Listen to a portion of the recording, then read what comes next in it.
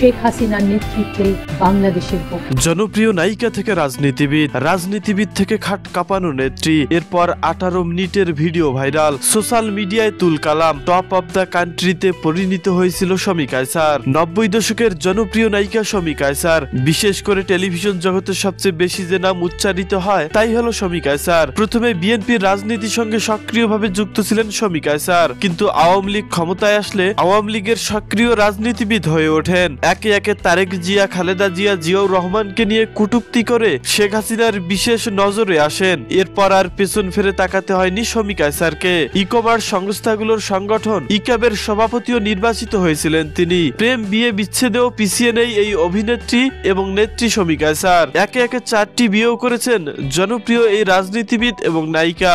নিষ্পাপ শমী কায়সার 15 জানুয়ারি 1977 সালে জন্মগ্রহণ করেন। তার পিতার নাম শহীদুল্লাহ কায়সার ও মাতার নাম